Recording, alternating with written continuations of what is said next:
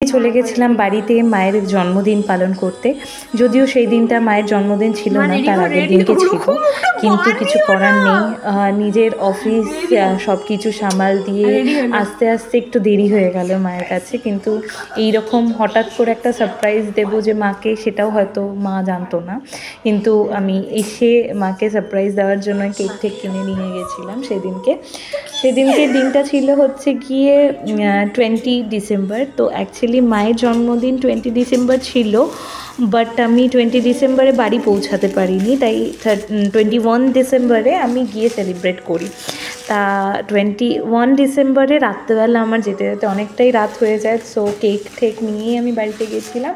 হ্যাঁ, আমি বাড়িতে গেলে পরে আমার একটু পছন্দ মতো রান্নাটা হয়তো মাও করে, তার জন্য হচ্ছে গিয়ে মা আগে থেকে পালক পনির রান্না করেছিল, এবং আমি যাওয়ার সময় বাবা বাটার নান নিয়ে গেছিলো, আমি কেক নিয়ে গেছিলাম। সো সেটা একটা ব্যাপার ছিল। যাই হোক, কিন্তু মার কাছে সারপ্রাইজটা এটাই ছিল যে আমি হঠাৎ করে কলকাতা থেকে বাড়ি ফিরবো। তাও যাই হোক, মা হচ্ছে গিয়ে নিজের মতো রেডি হচ্ছিলো আমাকে দেখার পরে। তো মা রেডি হতে গেল, দেন আমি সেখানে ওই ফাঁকে আমি সব কিছু একটু প্রিপারেশন করারও টাইম পেয়ে গেলাম, যে নিজের মতো করে একটুখানি যদি একটু সাজিয়ে গুছিয়ে নেওয়া যায় ওই অল্প টাইমের মধ্যে।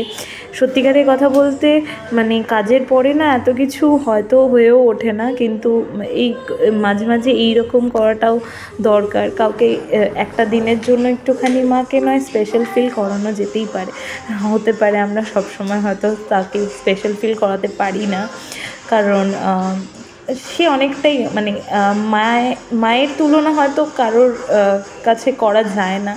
কারণ মা তো অবভিয়াসলি প্রত্যেকটা মানুষের কাছে মা খুব একটা স্পেশাল মানুষ। তো আমি সেই দিনটাতে আর মানে মিস করে গেছি, কিছু করার নেই। বাট তার পরের দিনটাই হয়তো তার কাছে স্পেশাল করে দেওয়ার জন্য যতটা চেষ্টা আমি করতে পারি ততটা আমি করেছি।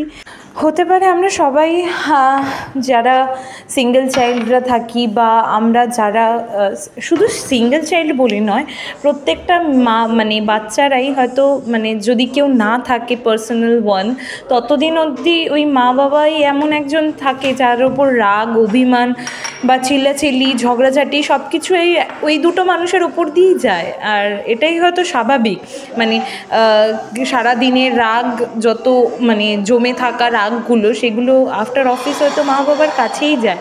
তো তারা যদি এতটা সহ্য চুপ করে নেয়, এবং তারা যদি মুখ বুজে সেই জিনিসগুলো সহ্য করে, সেটা আমাদের হয়তো মুখের দিকেই তাকিয়েই করে।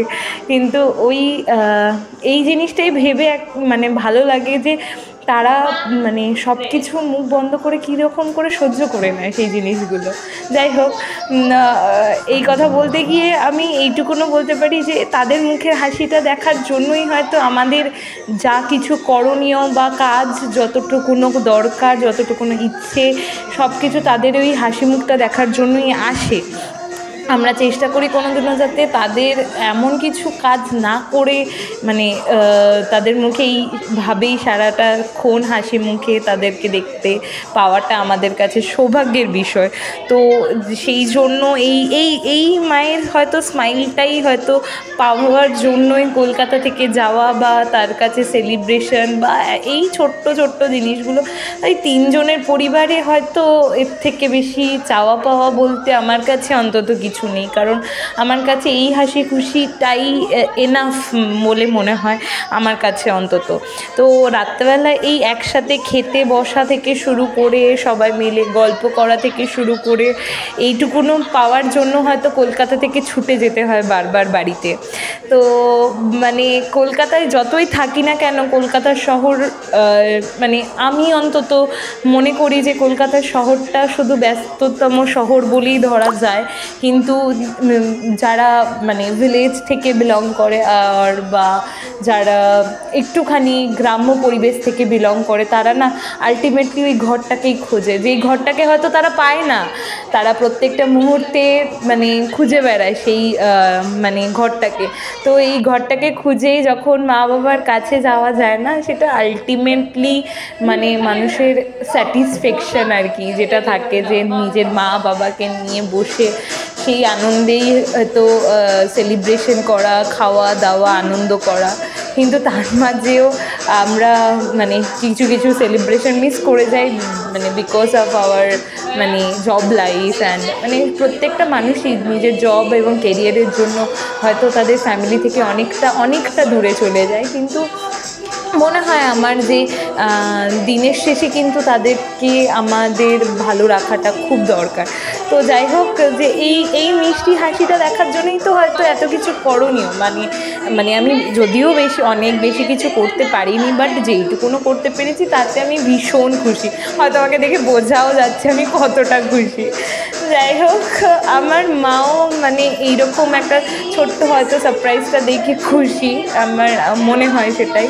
অ্যান্ড আমি বুঝতে পারছিলাম না, মানে আমার একটা সাইডে হয়তো ক্যামেরা মাকে ফোকাস করার জন্য রাখা, কিন্তু আরেকজন দেখবেন কিন্তু ঠিক আমাকে ফোকাস করার জন্য কিন্তু পেছনে ক্যামেরা নিয়ে ঘুরছে।